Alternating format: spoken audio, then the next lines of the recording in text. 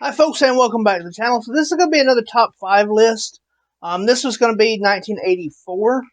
I want to say thank you to everyone who has stuck with me with my long absence. If you saw my last top 5 video, you know I was sick. Voice is still a little cracky at times. I actually completely lost my voice for like a week. Was not fun, and I work retail at the register. But anyway, so let's get back into this list. We're doing 1984. This one should be up in a day or so. And I hope to have the next one right behind it within a few days on it too. I've already got the list compiled and all the stuff done for it, so I've just got to shoot it and put it together. So let's get on here with 1984. And our special mention for 1984 is Silent Night, Deadly Night.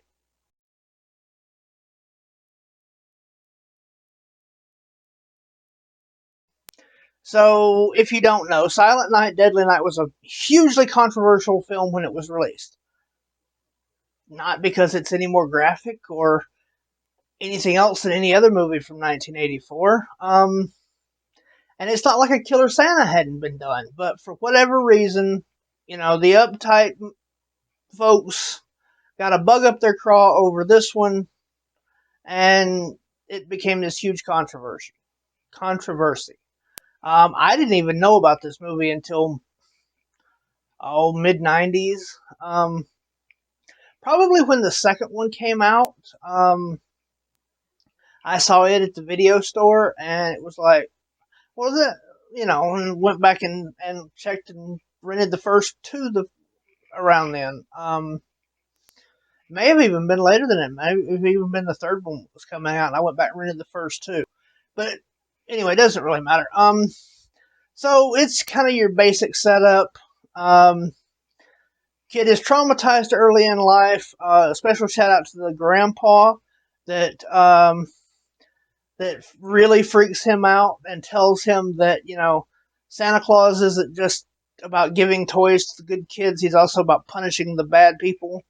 And he's traumatized by that when they went to see Grandpa in the home. And then on the way back, the family gets accosted by a Santa Claus. His parents get killed. Him and his little brother end up in an orphanage.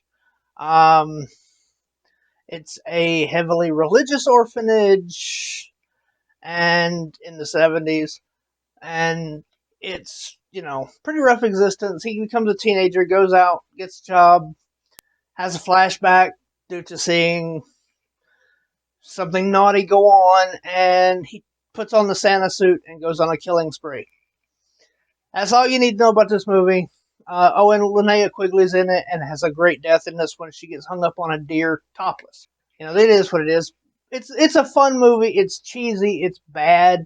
The acting's terrible. The cinematography's not good. All of those things you can list off, but it's a great movie. It's definitely a representative of the lower budget 80s horror. And it's just a fun watch, and it takes me back to my early 20s. Makes me sad that I missed this in my teens when the first one came out. So that's my special mention. So, all right, starting the top 5 proper with the Toxic Avenger.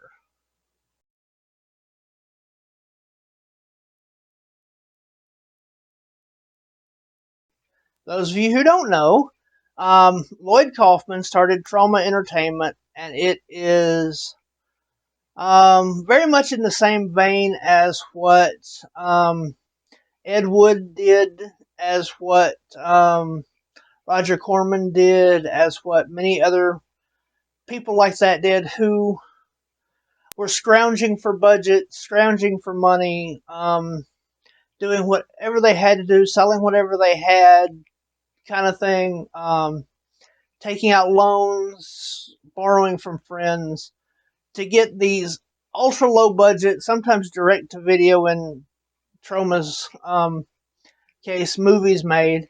Um, the acting in them is atrocious most of the time. There's some that are pretty good, but most of it is either horrible or so over the top that it's so bad it's good. And a lot of the horrible stuff is so bad it's good.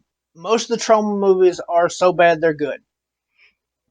This is the one, the Toxic Avenger is the movie that put them on the map. It's the movie that made them the most money. It's the movie that made them that actually allowed them to rent a space and actually have a very small warehouse. But instead of working out of a self-storage, they actually had a warehouse for a while and were shooting movies and things on that. That's how low budget they were. You know, they would go to people's houses who were in the movie to shoot scenes. It's that low budget, but there is something so awesome about all the Troma movies, but especially this one, because it really is down and dirty, in the trenches, somebody who is completely independent of the big studios, the Hollywood system, of any system. They really were mavericks. They really did their own thing, and they did it in such a way that they were successful at it. They really did build a business in their basement, and take it to the masses. That's what it was all about with them. So the basic story to this one is really simple. Um, Really pathetic guy cleaning up in a gym, gets picked on by bullies, dumped into a vat of toxic waste, comes back from it, cleans up, pun intended, the town, kills the bullies, kills the corrupt government, and unites the people behind him while being hideously deformed and having a mop for his main weapon. Um, yeah, it's every bit as bad as that sounds. No matter how you describe this movie, New Jersey's first superhero is one of the taglines for it. Doesn't say a whole lot about New Jersey, does it? But anyway, um, it's just the most camp, the most silly, the most ridiculous, the most over the top, um, most violent, bad effects, but lovingly bad effects in it. Kind of thing. It's a wonderful movie for how bad it is. I hate when people talk about guilty pleasures. This is not a guilty pleasure. This movie is so bad it's good, and I love it. And I love it for what it is and for what it isn't. And that's my number 5. And I probably should have put it higher, but that's my number 5. So, number 4 on this list, and I may get some shit for this, but I don't care. Number 4 on this list is Gremlins.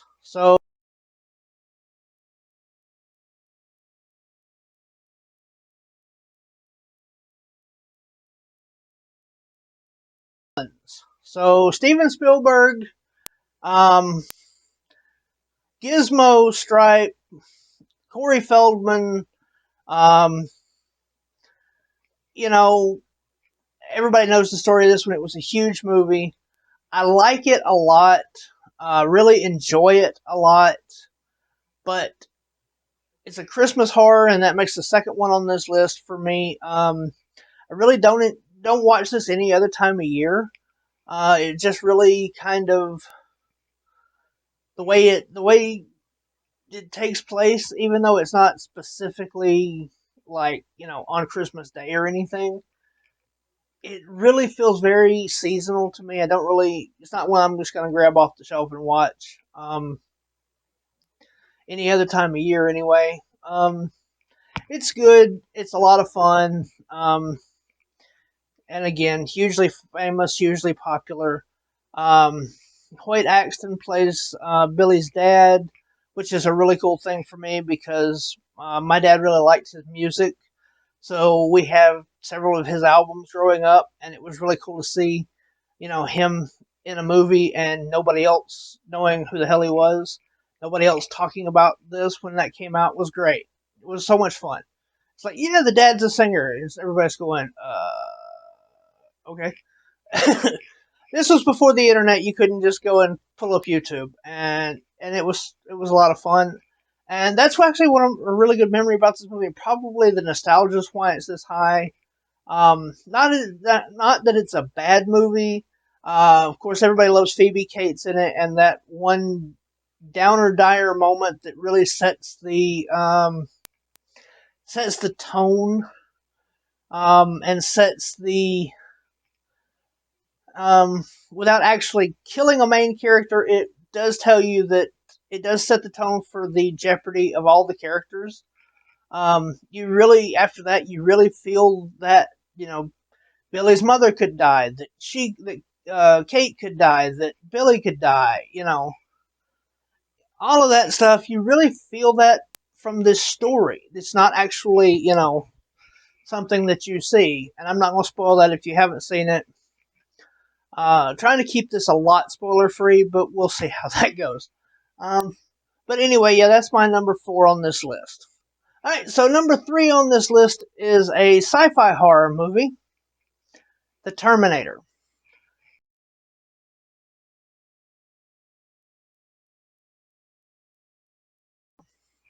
So a lot of people nowadays, there's a huge debate anyway as to whether or not this is a horror movie, whether it's not a horror movie, whether it's straight sci-fi, whether it's a sci-fi slasher, or whatever. It's a sci-fi movie, but the stalk and kill of it.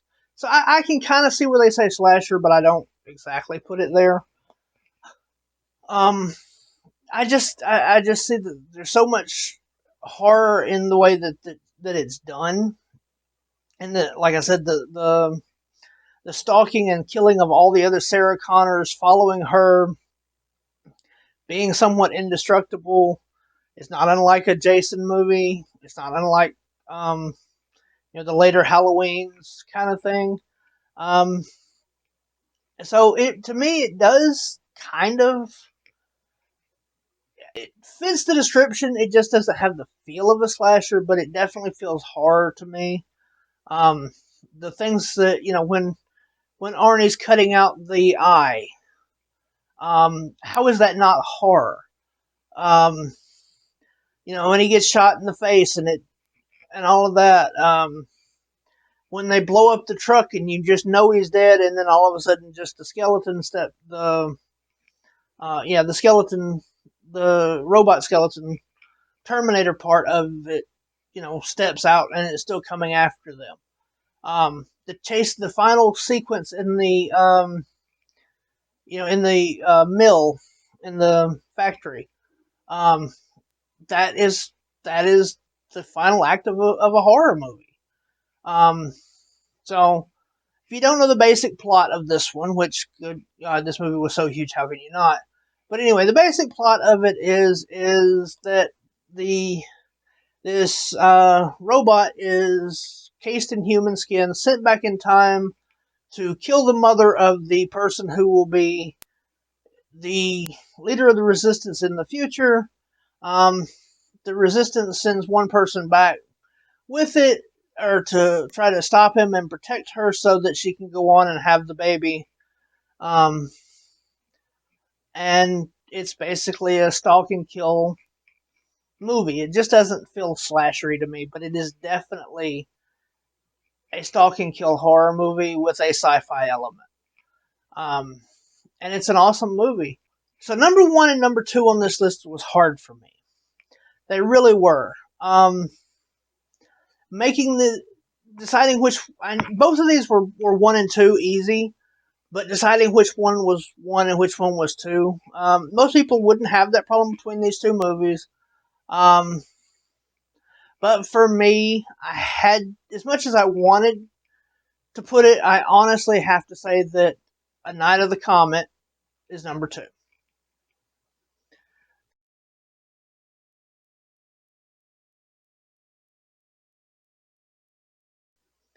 So this is a little underloved, underknown movie that I saw right after it came on cable, um, and saw several times in that first little stint that it was out. And for whatever reason, I really liked the two lead characters in it. I also liked um, the two main bad guys in it.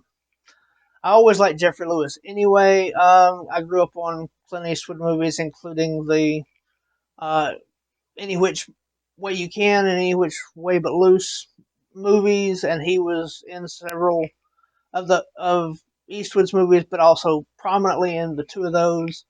Um, so I've always loved him, and then the woman that plays his partner in the think tank. I really like her, and I was really drawn to her. But the two lead characters, the dynamic between the two sisters is so good. And I've always loved that. I like the way that they bicker and fight, but that they still obviously care about each other, that they're obviously still important to each other, and that when it comes down to it, they work really well as a team. Um, so the basic storyline of it is the Earth goes through the tail of a comet, or something along that general lines. Um, Something happens, and the Earth is covered in this um, red dust or something like that. I can't. It's been a while since I've seen it. I don't remember exactly the setup to it, but I don't remember it perfectly. But basically, everyone who was outside and exposed is completely turned to dust. Anyone who is partially exposed to this radiation becomes pretty much a zombie. Very much in the Romero style, but a lot faster. And will they eventually degrade and turn to dust themselves, depending on how much dosage they got. But anyone who was protected and didn't breathe this stuff in, didn't get it on them, is normal still. So you have the two main characters that are sisters, um, who were protected. There's a few others that they run into along the way. And their merry little band gets attacked by these people from a think tank, uh, who want to try to um, extract an antidote kind of thing, uh, and don't really care if it kills them to do it. So, um, again, not going to give away the ending of it. Um, it's very actiony. It's not quite. It's not full horror. It's more kind of a what if post apocalyptic action kind of thing. But the zombie elements of it make it horror. It's listed as a horror, and it's always been a movie that I've really loved. So my number 2 is The Night of the Comet. Okay, it's a 1984 list. As many problems as I have with this movie, you know what's going to be number 1. It's pretty easy choice.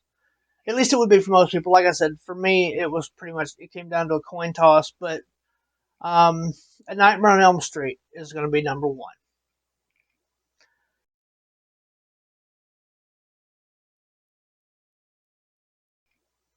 So, Nightmare on Elm Street, if you're watching this, you're a horror person, so you probably know.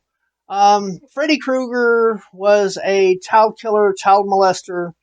The parents from the town got together, they killed him. He comes back later in the dreams of their kids and kills them off.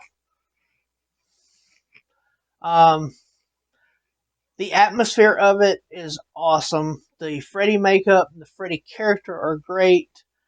There's some draggy moments in the second act, and then there's some real issues with the with the finale of it.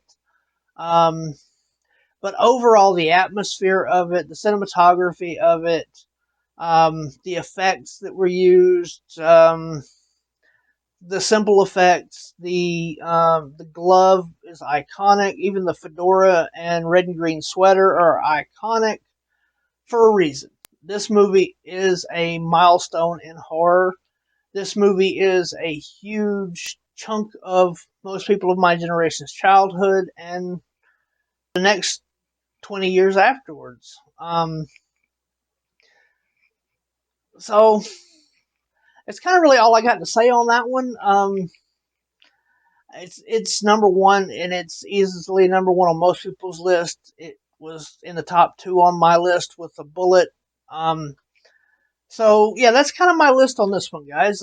So again, thank you all so much for sticking around and for coming back to the channel once again.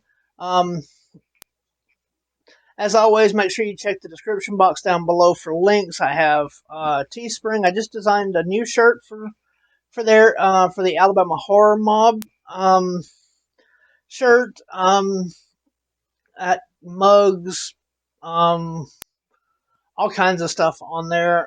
Stickers, if you're a sticker head, coffee mug, like I said, uh,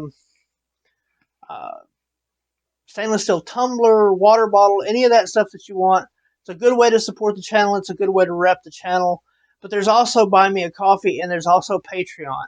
If Patreon is something that's within your budget, you should really consider doing that. It helps support me. It helps support the channel. And you get early access. And once I get a few more people, there will be polls and things like that. And a community that you can join and be a part of. If that interests you, the links are down below in the description box. As always, y'all be good. Y'all be safe. Y'all have a good one.